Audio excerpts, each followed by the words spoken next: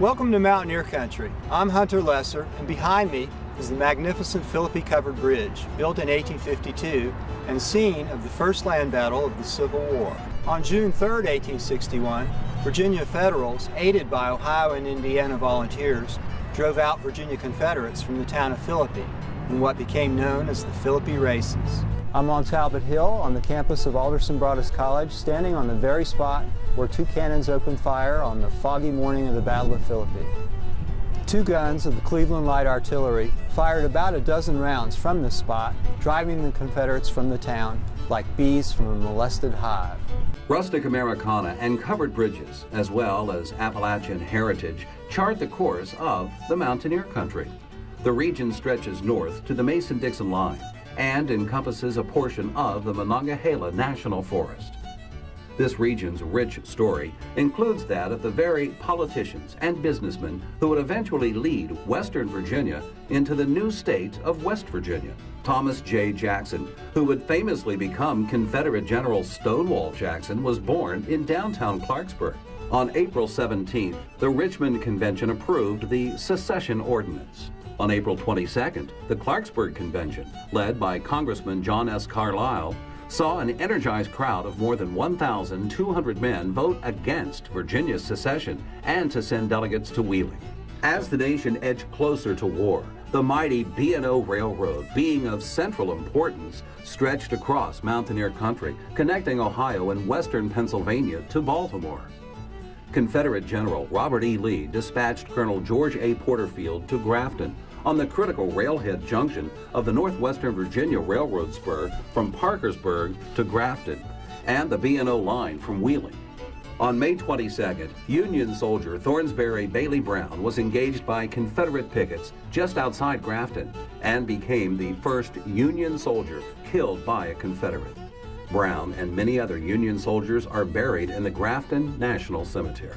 On May 25, 1861, Confederate Colonel Porterfield ordered the burning of two railroad bridges at Mannington on the B&O line, approximately 35 miles west of Grafton. Union General George McClellan ordered the 1st Virginia Infantry Regiment, led by Colonel Benjamin Kelley, to move from Wheeling on Grafton in response. McClellan established his field headquarters in a home near Grafton during the summer of 1861 due to its location on the Fairmont and Wheeling Turnpike and near the junction of the Northwestern Railroad and B&O Railroad.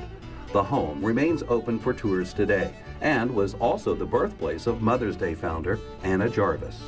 Porterfield and his limited number of troops escaped Kelley's advance and retreated to Philippi, long known for its extraordinary two-lane covered wooden bridge, restored and still in use today.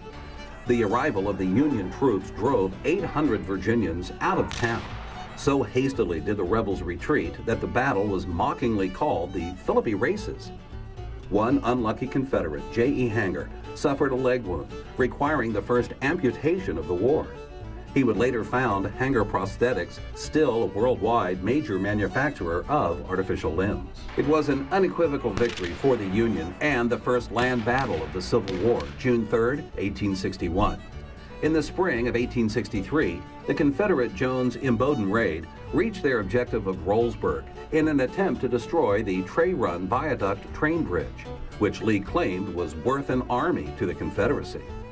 Defeated, the fierce raid continued on, capturing Kingwood and Morgantown, then destroying the downtown railroad bridge and burning Francis H. Pierpont's library at Fairmont. Today, Mountaineer Country is a thriving, inviting region with a deep appreciation for its heritage. Additional charming historic districts and preserved small towns are as welcoming as they are fascinating. Outdoor enthusiasts flock to the region with its well-manicured trails, spectacular natural scenery, kayaking, rock climbing, and more. Mountaineer Country offers 7 breathtaking state parks, each with its own history and unique natural features. The spirit of the original Mountaineers is perhaps best captured by the fiercely loyal fans of West Virginia University's Mountaineers.